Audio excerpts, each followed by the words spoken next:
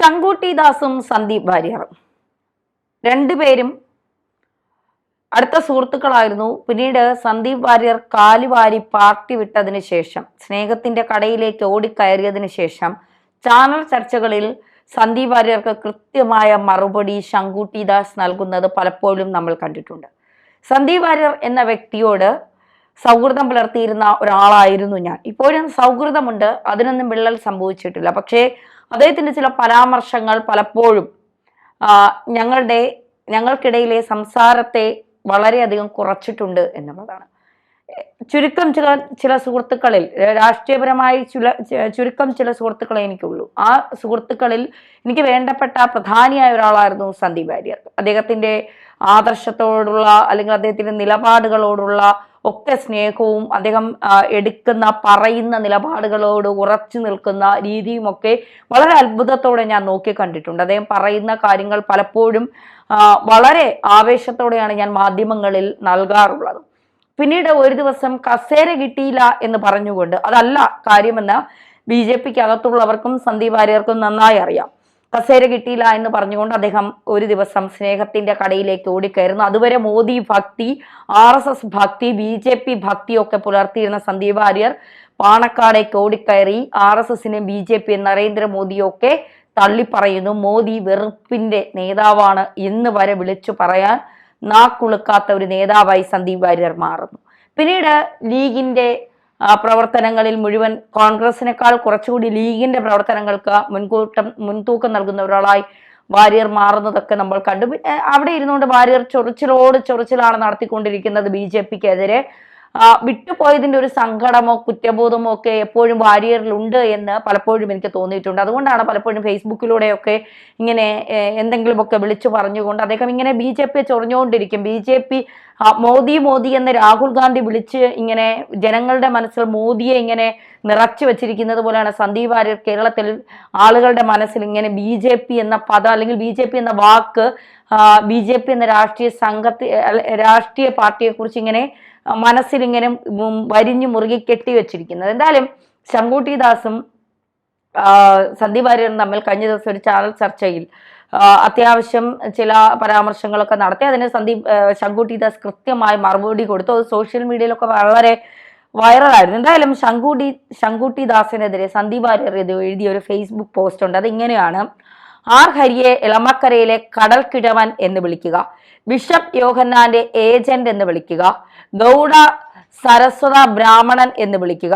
Cheruvally estate വിമാനത്താവളമാക്കാനുള്ള ഗൂഢാലോചനയുടെ ഭാഗമായാണ് ശബരിമല 365 ദിവസവും തുറന്ന് പ്രവർത്തിക്കണമെന്ന് RSS നിലപാടെടുക്കുന്നത് എന്ന് പറയുക, യോഹന്നാൻ പക്ഷം എന്ന് ആക്ഷേപിക്കുക. ഇങ്ങനെയൊക്കെ ചെയ്ത ശേഷം ക്ഷമ പറയുക പോലും ചെയ്യാത്ത വ്യക്തിയോട് വിശാല ഹൃദയരായ ആശാന്മാർ ക്ഷമിച്ചെങ്കിൽ എനിക്കൊന്നും പറയാനില്ല.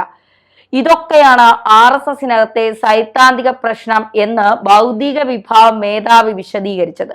അകത്തെ സൈദ്ധാന്തിക പ്രശ്നം ആവണമെങ്കിൽ ഈ ബൗദ്ധിക വിഭാഗം മേധാവി അന്ന് അകത്തുണ്ടായിരിക്കേണ്ടേ? 2021 നിയമസഭാ തിരഞ്ഞെടുപ്പിൽ മത്സരിക്കാൻ സീറ്റ് നൽകിയപ്പോൾ മാത്രമാണ് ആദ്യമായി സംഘടനയ്ക്ക് അകത്ത് വന്നത്. പുറത്തുനിന്ന് 95 വയസ്സുണ്ടായിരുന്ന ആർ ഹരിയെ വ്യക്തിപരമായി പുലഭ്യം പറയലായിരുന്നു അതിനു മുൻപ് പ്രധാന പണി. ഇതൊന്നും പറയരുത് എന്ന് കരുതിയതാണ്. കഴിഞ്ഞ ദിവസം ആവശ്യമില്ലാതെ ചർച്ചയ്ക്കിടെ വ്യക്തിപരമായി അവഹേളിക്കാൻ ശ്രമിച്ചുകൊണ്ട് മാത്രം തിരിച്ചു പറയേണ്ടി വന്നതാണ്. മദ്യപിച്ച് ലക്കുകെട്ട് വാഹനാപകടത്തിൽപ്പെട്ടപ്പോൾ ഓടിച്ചെന്ന് കഴിയുന്ന സഹായങ്ങൾ ചെയ്തു കൊടുത്തിട്ടുണ്ട്. എന്താണ് സംഭവിച്ചത് എന്ന് പുറത്തു പറയാതെ വളർന്നു വരുന്ന ചെറുപ്പക്കാരനല്ലേ എന്ന പരിഗണന നൽകിയിട്ടുണ്ട്. കടുത്ത മദ്യപാനശീലത്തിനിരയായിരുന്ന ആൾക്ക് അത് തിരുത്താനുള്ള അവസരമായിരിക്കട്ടെ എന്ന് കരുതി അത്രമാത്രം. മിത്രങ്ങളോട് വെറുതെ ചൊറിയാൻ വരരുത്, നിങ്ങളെ കൊണ്ട് കൂട്ടിയാൽ കൂടില്ല. ഇങ്ങനെയാണ് സന്ദീപ് വാര്യർ ശങ്കുട്ടി ദാസിനെതിരെ ഫേസ്ബുക്കിൽ പോസ്റ്റ് ഇട്ടിരിക്കുന്നത്. അതായത്, ഇനി ചൊറിയാൻ വന്നാൽ കൂടുതൽ കാര്യങ്ങൾ ഞാൻ വിളമ്പും, എനിക്ക് സംഘടനയ്ക്കകത്ത് നിന്നുകൊണ്ട് നിങ്ങളുടെ കൂടുതൽ കാര്യങ്ങൾ അറിയാം, അതെന്നെ കൊണ്ട് പറയിപ്പിക്കരുത് എന്നാണ് പറയുന്നത്. മാത്രമല്ല, ഏറ്റവും ഗുരുതരമായി ആരോപിച്ചിരിക്കുന്നത് ഗൗഡ സരസ്വത ബ്രാഹ്മണൻ എന്ന് വിളിക്കുക, ചെറുവള്ളി എസ്റ്റേറ്റ് വിമാനത്താവളമാക്കുവാനുള്ള ഗൂഢാലോചനയുടെ ഭാഗമായാണ് ശബരിമല 365 ദിവസവും തുറന്ന് പ്രവർത്തിക്കണമെന്ന് RSS നിലപാടെടുക്കുന്നത് എന്ന് പറയുക, യോഗന്നാൻ പക്ഷമെന്ന് ആക്ഷേപിക്കുക, ഇങ്ങനെയൊക്കെ ചെയ്ത ശേഷം ക്ഷമ പോലും പറയാത്ത വ്യക്തിയോടാണ് RSS ക്ഷമിച്ചിരിക്കുന്നത് എന്നാണ് പറയുന്നത്. ഇതിന് മറുപടിയായി ശങ്കുട്ടി ദാസ് പറയുന്നത് സത്യധർമ്മങ്ങൾ വെടിഞ്ഞയാളെ സർപ്പത്തേക്കാൾ ഭയക്കണമെന്നാണ്. അതായത് താൻ മദ്യപാന ശീലമുള്ള ആളല്ലെന്നും അപകടമുണ്ടായത് മദ്യപിച്ച വാഹനം ഓടിച്ചല്ല എന്നുമാണ് ശങ്കുട്ടി ദാസ് പറയുന്നത്. ബോധപൂർവം തന്നെ അപകീർത്തിപ്പെടുത്താനും പൊതുസമൂഹത്തിൽ തനിക്കുള്ള സൽപ്പേരിനും യശസ്സിനും കളങ്കം വരുത്താനും സംഘടനയിൽ തനിക്ക് വന്ന് ചേർന്നേക്കാവുന്ന അവസരങ്ങൾ നഷ്ടപ്പെടുത്താനും രാഷ്ട്രീയത്തിൽ തനിക്ക് ഉണ്ടായേക്കാവുന്ന ഭാവിയെ അട്ടിമറിക്കുവാനുമാണ് സന്ദീപ് വാര്യർ യാതൊരു അടിസ്ഥാനവുമില്ലാത്ത കാര്യങ്ങൾ വ്യാജ ആരോപണം തനിക്കെതിരെ ഉന്നയിച്ചിരിക്കുന്നത്. മദ്യപിച്ച് ലക്കുകെട്ട വാഹനാപകടത്തിൽ പെട്ടപ്പോൾ ഓടിച്ചെന്ന് കഴിയുന്ന സഹായങ്ങൾ ചെയ്തു കൊടുത്തിട്ടുണ്ട്. എന്താണ് സംഭവിച്ചത് എന്ന് പുറത്തു പറയാതെ വളർന്നു വരുന്ന ചെറുപ്പക്കാരനല്ലേ എന്ന് പരിഗണിച്ചിട്ടുണ്ട്. ഇങ്ങനെയൊക്കെയാണ് സന്ദീപ് വാര്യരുടെ ഫേസ്ബുക്ക് പോസ്റ്റ് നമ്മൾ നേരത്തെ വായിച്ചതാണ്. അതായത് രണ്ട് ബി ജെ പിക്കാർ തമ്മിൽ ഏറ്റുമുട്ടുന്നു എന്നത് മാത്രമാണ്. സന്ദീപ് വാര്യർ ഇപ്പോഴും തികഞ്ഞ ഒരു കോൺഗ്രസ്സുകാരനായിട്ടില്ല. ശങ്കുട്ടി ദാസ് പറയുന്നത് വ്യക്തിപരമായി ആരെയും ആക്ഷേപിക്കുന്ന പതിവില്ല, വ്യക്തിപരമായ അധിക്ഷേപങ്ങളെ ഗൗരവത്തിലെടുക്കുന്ന ശീലവുമില്ല.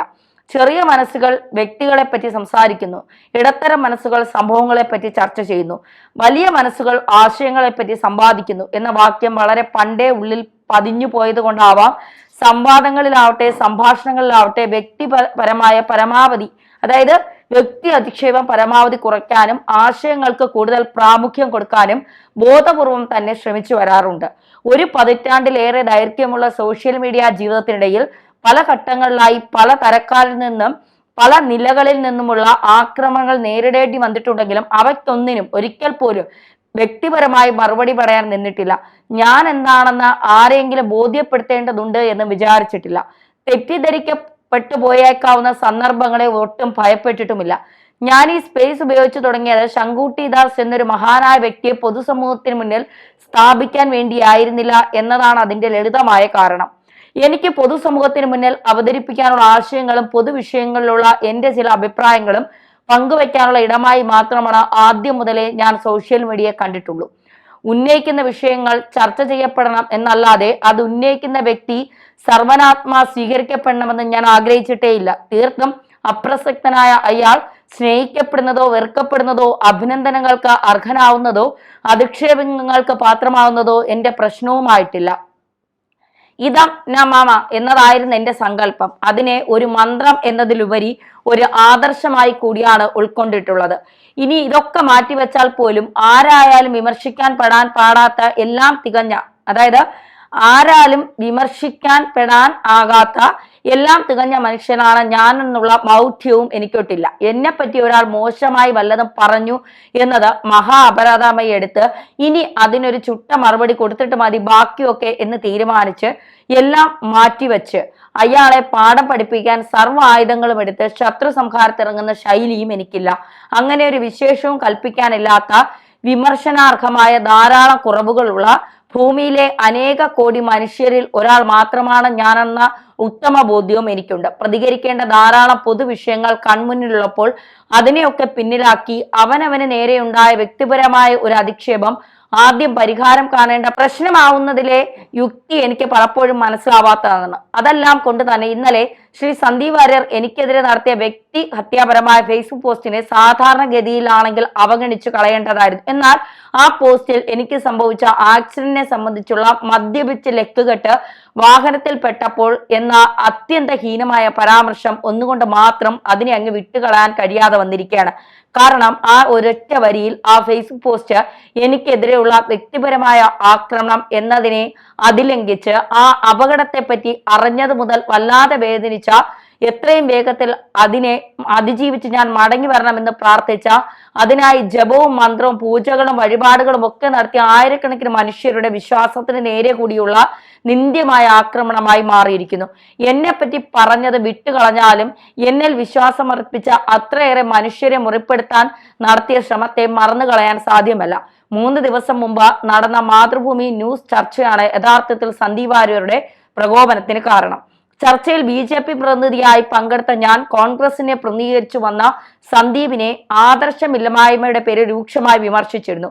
7 വർഷം മുൻപ് നടന്ന ശബരിമല പ്രക്ഷോഭത്തിന്റെ സമയത്ത് സംഘപരിവാറിനുള്ളിലെ തന്നെ ആചാര സംരക്ഷണത്തിന് അനുകൂലവും പ്രതികൂലവുമായിരുന്ന 2 ചേരികൾ തമ്മിൽ നടന്ന വാദപ്രതിവാദങ്ങളെ പരാമർശിച്ച് എന്നെ വിമർശിക്കാൻ ശ്രമിച്ച സന്ദീപിന് അന്ന് നടന്ന സംഭവങ്ങളുടെ യാഥാർത്ഥ്യം വിശദീകരിച്ചും അന്ന് സന്ദീപ് സ്വീകരിച്ചിരുന്ന സമീപനവും ഇപ്പോൾ പുലർത്തുന്ന നയവും തമ്മിലുള്ള വൈരുദ്ധ്യം ഓർമ്മിപ്പിച്ചും ആശയത്തിന്റെ പേരിൽ ഒരു സംഘടനയ്ക്കുള്ളിൽ നടന്ന ആഭ്യന്തര കലവും സ്ഥാനമാനങ്ങളുടെ പേരിൽ സംഘടനയെ തന്നെ തള്ളിപ്പറഞ്ഞുള്ള കൂറുമാറ്റവും തമ്മിൽ താരതമ്യം ചെയ്യാനാവില്ലെന്ന് വ്യക്തമാക്കിയതും ഞാൻ മറുപടി കൊടുത്തപ്പോൾ ഒന്നും പറയാനില്ലാതെ തല താഴ്ത്തി ഇരിക്കുകയായിരുന്നു ചർച്ചയിൽ അദ്ദേഹം. ഈ വീഡിയോ സോഷ്യൽ മീഡിയ ട്രോൾ ആവുകയൊക്കെ ചെയ്തു എന്നാണ് അദ്ദേഹം പറഞ്ഞത്. എളമക്കരയിലെ കടൽക്കിഴവൻ എന്നോ ബിഷപ്പ് യോഹന്നാന്റെ ഏജന്റ് എന്നോ ഞാൻ ഒരിക്കലും ആക്ഷേപിച്ചിട്ടില്ല. സംഘത്തിനുള്ളിൽ ഒരു യോഹന്നാൻ പക്ഷമുണ്ടെന്ന് ഞാൻ എവിടെയും ആരോപിച്ചിട്ടില്ല.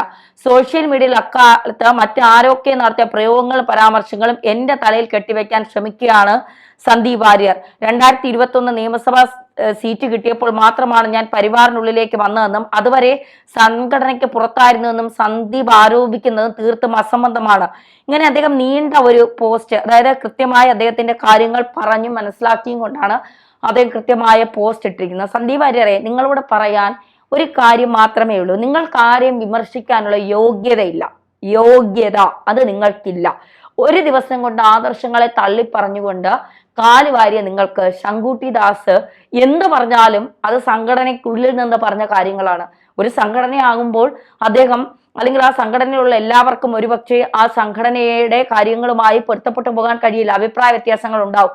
പക്ഷേ ശങ്കുട്ടി ദാസ് സംഘടനയെ തള്ളിപ്പറഞ്ഞുകൊണ്ട് കസേരയ്ക്ക് വേണ്ടിയോ സീറ്റിന് വേണ്ടിയോ മറ്റു പലതിനും വേണ്ടിയോ അദ്ദേഹം വിശ്വസിക്കുന്ന പ്രത്യയശാസ്ത്രങ്ങളെ തള്ളിപ്പറഞ്ഞിട്ടില്ല, അദ്ദേഹം വിശ്വസിക്കുന്ന പാർട്ടിയെ തള്ളിപ്പറഞ്ഞിട്ടില്ല. അതുകൊണ്ട് ശങ്കുട്ടി ദാസിനെതിരെ നിങ്ങൾ എന്ത് അതിക്രമം അഴിച്ചുവിട്ടാലും അത് വിലപ്പോവില്ല. കാരണം നിങ്ങളുടെ യോഗ്യത എന്താണ്, നിങ്ങൾ എന്താണെന്ന് കേരള സമൂഹം തിരിച്ചറിഞ്ഞു കഴിഞ്ഞു. അത് നിങ്ങൾ ഓർത്താൽ നന്ന്.